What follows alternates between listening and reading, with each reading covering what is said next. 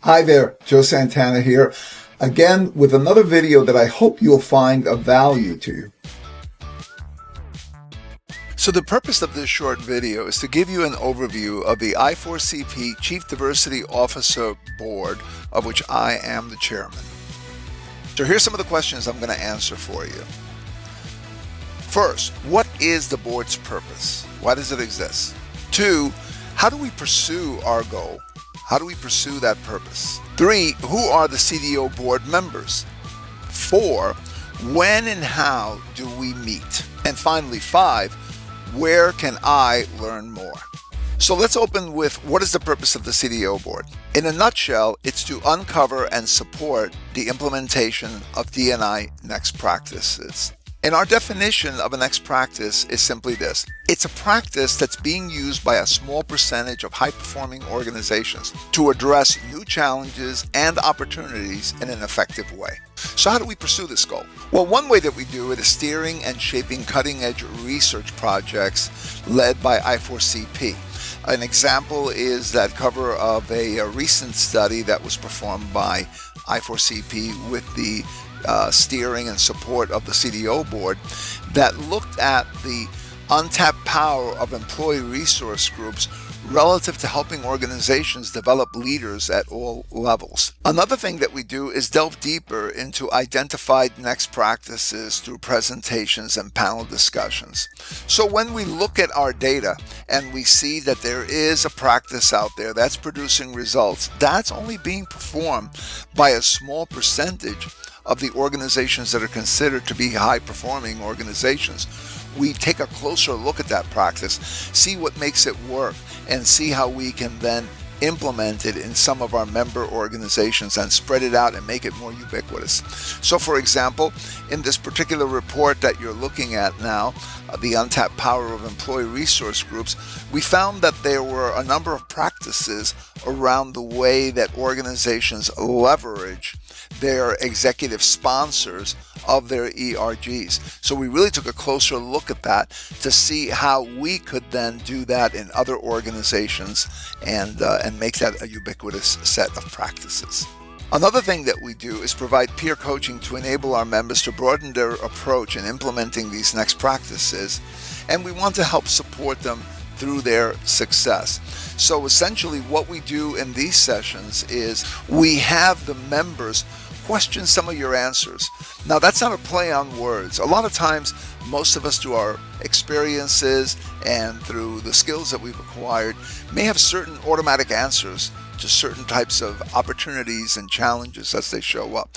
Those may not necessarily be the best answers, but they're the answers that pop out of the hopper the fastest. Well, by having peers question those answers, it helps us sometimes to delve a little deeper and to discover other opportunities that are even better for reaching our goals relative to opportunities or relative to addressing challenges. One of the things that we definitely want to do is push our members beyond today's best practices. We want to push them to become more competitive and to evolve what they're doing beyond what the majority of organizations are doing these days. And of course, we want to drive our members to get ahead of the curve, start to anticipate how businesses are evolving, how the different demands that are happening in the workforce, workplace, and marketplace demand changes in some of the practices that we have so that we can prepare for those changes and get ahead of that curve. So who are the CDO board members? They're generally experienced D&I executive leaders from just about every industry that you can imagine. Few of the industries that we have today include pharmaceutical, IT, banking, motion picture, hospitality, healthcare, financial services, and insurance. Collectively, the companies that are members of the i4cpCDO board have revenues that total over $290 billion a year. So these are all well-known organizations across these different industries, and we are not limited to those industries. In fact, we're totally industry agnostic when it comes to becoming a member. Just a few things about membership in the i4cpCDO board. First, membership is exclusive by invitation. So we get to know each other and we decide whether you would make a good fit for our board, just as you're deciding whether you would like to be a member in our board.